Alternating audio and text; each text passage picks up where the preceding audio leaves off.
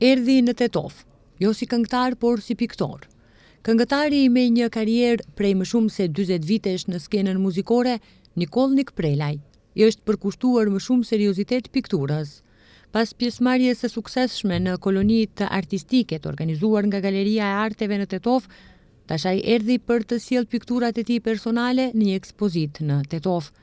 Kjo ekspozitë solli një frymë të re artistike, duke bashkuar me mjeshtërinë ngjyrat, emocionet, mesazhet e fuqishme që prekin thellë shpirtin e artëdashësit. Pikturat njësoj si këngët që e kanë bërë të njohur artistin ndër vite, flasin përmes kontrasteve të jetës, dritë dhe hije, gëzim dhe mall, rënj dhe horizonte të reja. Ekspozita përfshin 30 vepra të realizuara me teknikën e akrilit në pëlhur, të cilët paraqesin një rrëfim të thellë mbi identitetin, trashëgiminë kulturore dhe emocionet njerëzore. Përmes këtij prezantimi, Nik Prelaj shpalos vizionin e tij mbi kontraste që e formsojnë jetën dhe dëshmon se arti është një gjuhë univerzale që na lidh dhe na pasuron shpirtërisht. Ka vite që vjen në Tetov, por gjithmonë vetëm si këngëtar. Kësaj herë vi pa mikrofon, vi me piktura. Do më thonë, se më pyet çfarë pikturash janë, çfarë teknike, do më thonë, akril në pëlhur janë pothuajse të gjitha, stili është abstrakt, kështu më pëlqen mua, dhe janë shumë i gëzuar dhe i nderuar që janë sonte këtu në Tetov.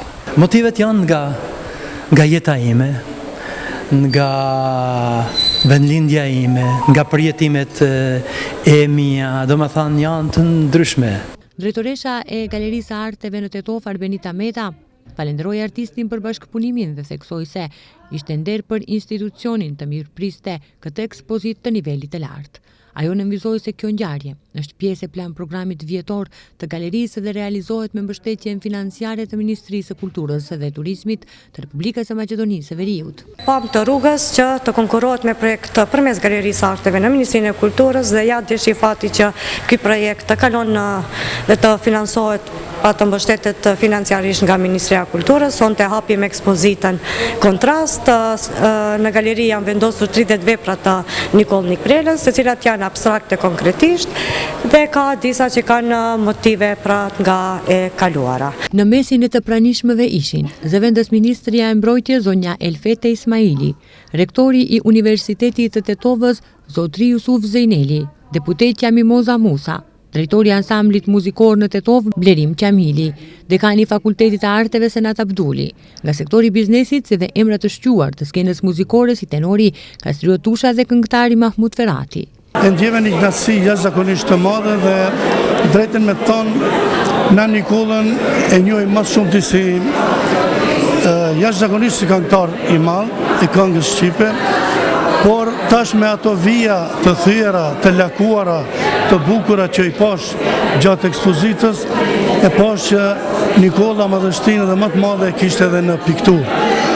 Edhe e falenderoj me zemër e shpirt që ka gjetë kohën, mundësinë që sonte të vi ta bëje ekspozitën në vendin e bukur si që kemi Tetovën.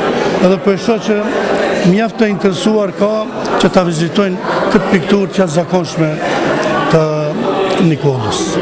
Kuratorja e ekspozitës Besa Dauti theksoi rëndësinë e kësaj ekspozite për qytetin e Tetovës dhe u shpreh se përmes këtij aktiviteti artistik, muzika dhe piktura bashkohen në një dialog të ri që pasuron jetën kulturore të vendit.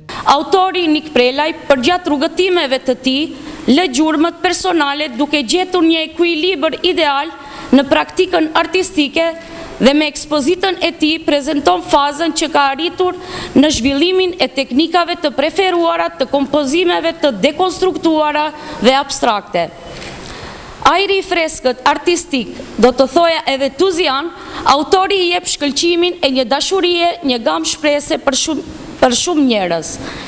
Përveç dinamikës, energjisë që ka në jetën e tij te kënga, piktori zotri Nikolnik Prelaj e bëri imagjinatën e tij të gjallërohej edhe të kuptoj se çfarë mund të ishte piktura pa munguar poetika, një këngë, lëvizjen dhe atë psiqike. Ekspozita Kontrast e artistit nga Tuzi i Malit të Zi Nikolnik Prelaj do të qëndrojë hapur për publikun deri më 16 maj.